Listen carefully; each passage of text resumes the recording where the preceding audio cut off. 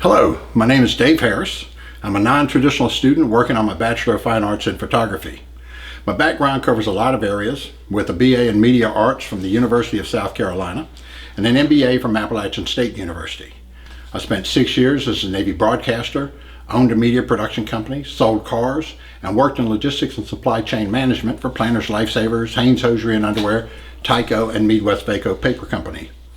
I developed an early interest in photography, starting with the Kodak Instamatic and moving to a couple of late 1950s German 35mm cameras, which belonged to my father.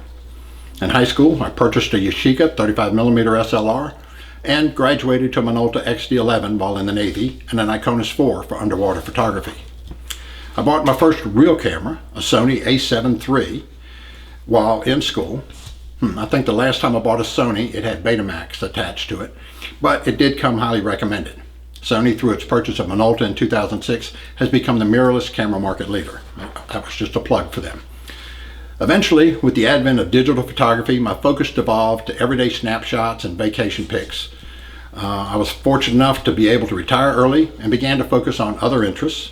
I became a certified rescue diver, earned a captain's license, and helped move boats up and down the Intercoastal Waterway, and worked with animal rescue groups, fostering, and transporting dogs. Looking for a new something, I chose to go back to school and picked Winthrop University due to its location.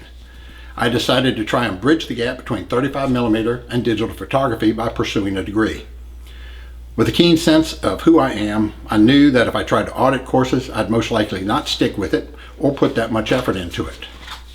During orientation, I discovered I'd have to take drawing classes. I remember going up to Anfiala afterwards and explaining that I do not draw and was unaware that it was a requirement for this program. Too bad, so sad. Welcome to art school. It was explained to me that drawing was the basis of much of what I was to learn about art.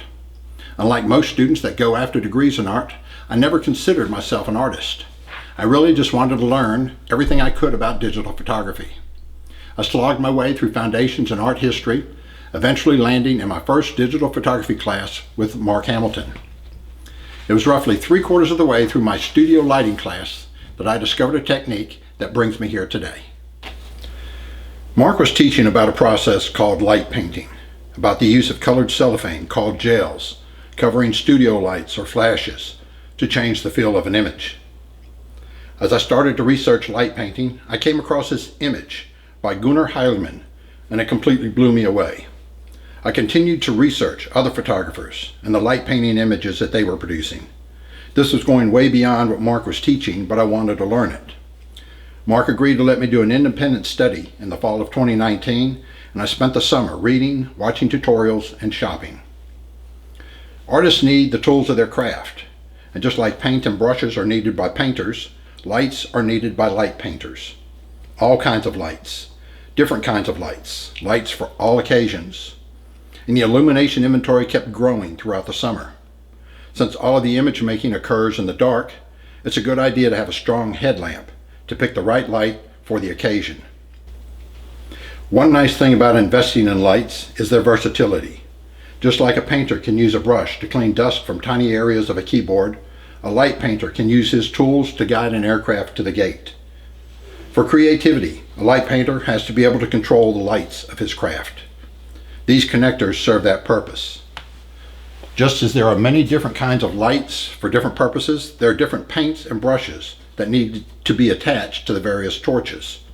Hooded gels are used to paint a wide scene, while collapsible swords can fill an image with movement. Fiber optics may be used in various ways to create smoke, clouds, and highlights. And specialty items like this spiral plexiglass create unique accents. When combined, the flashlights and the accessories act as paint and brushes.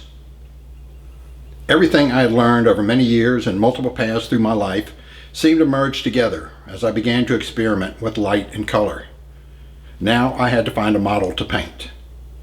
While many artists end up marrying their muses, my muse was already married, but she was willing to cooperate for limited time periods of total darkness in the name of art. The whole process of light painting so far has been a journey of experimentation, looking to blend and balance light and color to create interesting images.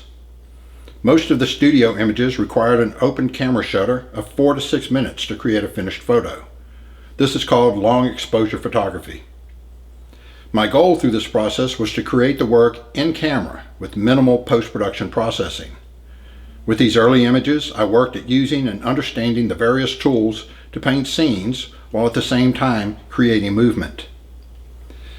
My next series involved the use of a string of colored LED lights wrapped around the model with minor minimal movement, creating neon-esque linear images where the shape of a body can be seen or imagined.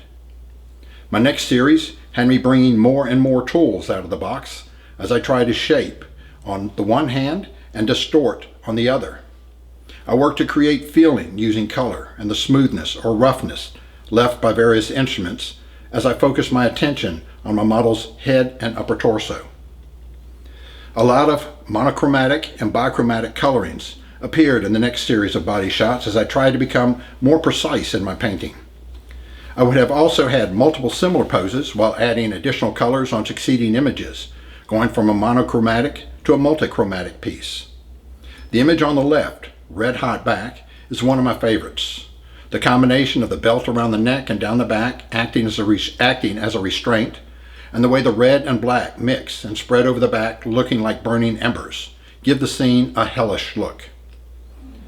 As the semester came to a close, I eventually began to create works that could tell a story with the seated images. Sometimes different stories depending on the viewer. Oftentimes the tale could only be imagined or realized after the image was created. Rather than the story I imagine, I prefer the stories imagined by the viewers in what they see. As the new semester kicked off, I decided to continue my growth in light painting in the advanced lighting class. Here, I add a couple of new tools with UV light and laser light.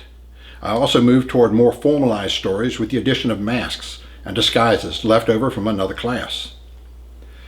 Most recently, I have moved my camera and tools outside as I try to take on greater challenges like multiple poses, oftentimes with less control over the environment. The area to be painted is a much larger area, but at the same time there's a greater ability to create in a larger space.